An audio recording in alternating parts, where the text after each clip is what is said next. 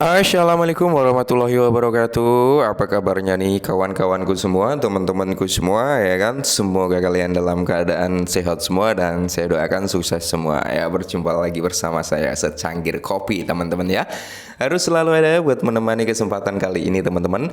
Dimana kita akan melihat perkembangan dan kita akan melihat ya menjawab juga sebenarnya ya pertanyaan dari berbagai teman-teman ya, yang dimana ada requestan tentang aset ini ya, kita akan bahas teman-teman. Tapi sebelum lanjut, alangkah baiknya kita melihat dari perkembangan segi market cap terlebih dahulu ya. Saat ini berada di area 2,37 triliun dolar, berarti dari market cap kemarin ada penaikan sekitar 20 billion dolar, karena kemarin itu berada di area 2,35, kali ini berada di area 2,37. Sedangkan kita mengacu dengan Bitcoin dominance masih terlalu tinggi juga teman-teman ya, jadi altcoin belum bisa menunjukkan performa yang cukup positif. Nah, kapan altcoin bisa menunjukkan performa yang cukup positif? Ya ketika value daripada Bitcoin ini naik tinggi ya kan, dan kita melihat Bitcoin dominance ini turun drastis ya, seperti itu. Dan kalau kita lihat di mana Fair and Greed Index-nya masih sama seperti kemarin di range 58, Bitcoin berada di area 42,2 teman-teman ya, udah mulai positif nih kinerjanya. Semoga saja hari ini memang kita melihat kinerja Bitcoin yang cukup positif ya. Nah, seperti yang teman-teman request, Bang, tolong bahasin tentang Kaspa ya. Kaspa ini adalah suatu koin ya yang berbasis di konsensusnya proof of work ya teman-teman, yang dimana dia harus ditambang juga seperti layaknya Bitcoin gitu ya. Dan menariknya Kaspa ini belum terlalu dikenal oleh banyak orang sebenarnya ya, belum setenar koin-koin lainnya lah ya. Nah, di sini untuk Kaspa sendiri saat ini sedang terjadi koreksi, karena ini cukup menarik sebenarnya kalau kalian pahami ya tentang Kaspa ini teman-teman ya, yang dimana kalau kita lihat bersama-sama secara overallnya ya, kita berbicara overall, grafik overall dari harga terendah dia menunjukkan kinerja yang cukup positif ya. Bisa kalian lihat di sini ya. Dia di sini naik teman-teman ya, naik, habis itu sedikit koreksi, naik lagi, koreksi dikit, naik lagi sampai membuat all time high dan seterusnya. Dan saat ini kalau kita lihat dari segi grafiknya si Kaspa ini, dia terjadi penahanan harga ya, karena memang sudah menyentuh di area support and resistance-nya gitu teman-teman. Nah, jadi menariknya dari Kaspa ini yang perlu kalian ketahui, maksimal supply hanya sekitar 28,7 billion ya, dan udah beredar sekitar 82%-an lah ya, sekitar 23,5 billion. Dan perlu kalian ketahui, kalau nggak salah loh ya, pemangkasan reward atau halving daripada Kaspa ini terjadi setiap bulan teman-teman, kalau nggak salah. Kalau salah mohon koreksi ya. Nah, jadi kalau kita lihat lebih detailnya, kita masuk ke sini.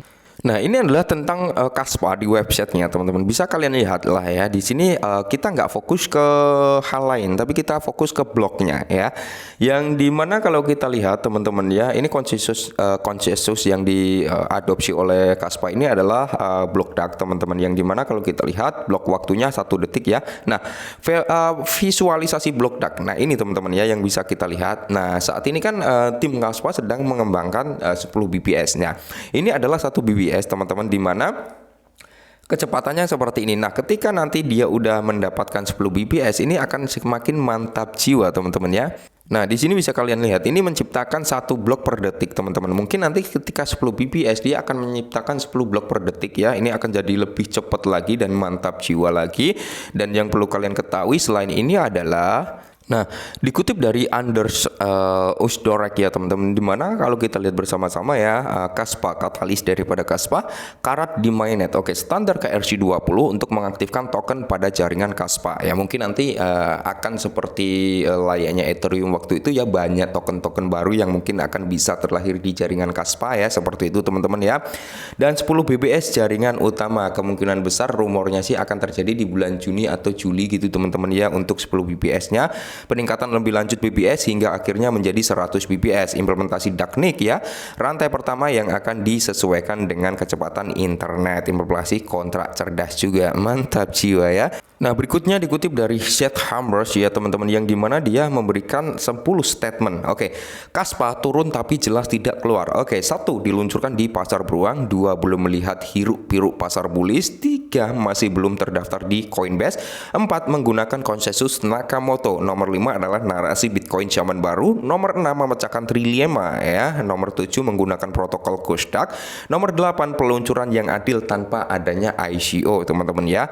Yang ke-9 tidak ada dasar di baliknya. Terus ke-10 banyak Bitcoin maksi yang menyukainya daripada si Kaspa itu sendiri. Mantap jiwa ya.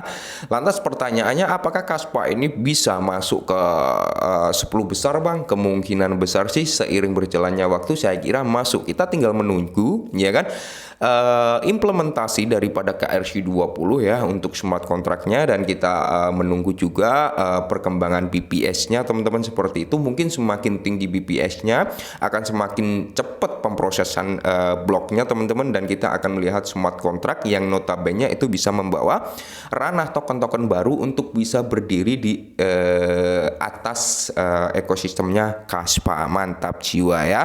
Nah, di sini untuk lebih jelasnya teman-teman, kita akan melihat historical snapshot pada tanggal 1 Desember 2013. Oke ya.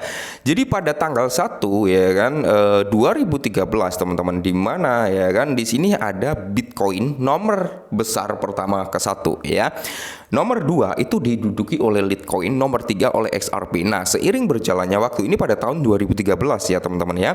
Seiring berjalannya waktu ya kan, posisi kedua, ketiga dan seterusnya ya, pokoknya posisi kedua ke bawah teman-teman ya, itu silih berganti kecuali Bitcoin. Bitcoin masih tetap bertengger di nomor 1, tapi posisi 2, 3, 4, 5, 6 ini silih berganti. Jadi Kaspa memiliki potensi juga untuk masuk ke ranah persentase top 10 besar, mungkin 2 besar ya kan, 3 besar, 4 besar, 5 besar, 6 besar, dia ada potensi. Ini pada 2013 ya teman-teman, bisa kalian lihat sendiri nih, 1 Desember 2013. Nomor 2 ada Litecoin teman-teman ya.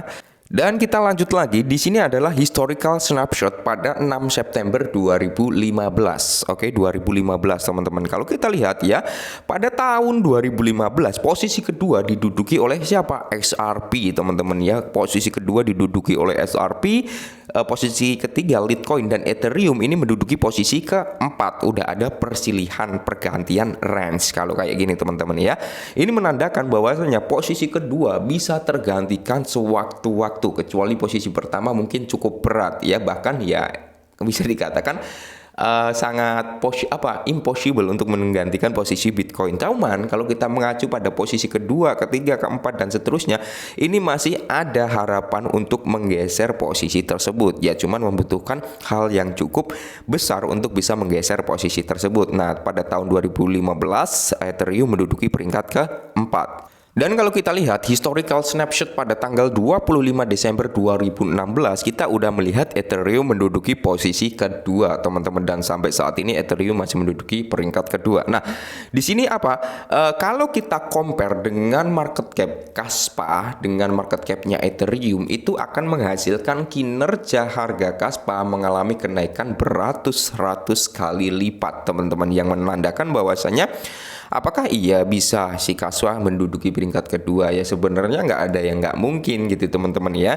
Cuman kalau kita lihat bersama-sama, menurut historical yang udah terjadi, posisi kedua ini adalah posisi yang bisa digantikan, silih berganti gitu teman-teman ya.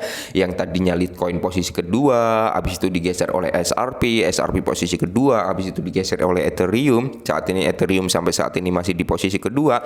Ya tidak menutup kemungkinan Kaspa kalau bisa memberikan kinerja yang cukup positif kan, nantinya setelah 10 BPS akan naik ke 2 BPS sampai seterusnya, mungkin targetnya 100 BPS teman-teman ya.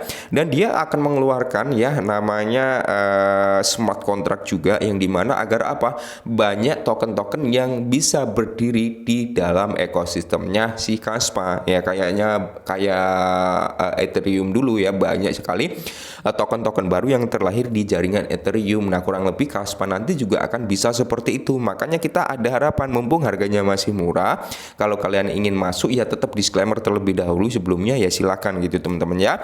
Oke, mungkin ini dulu, semoga bermanfaat dan salam cuan.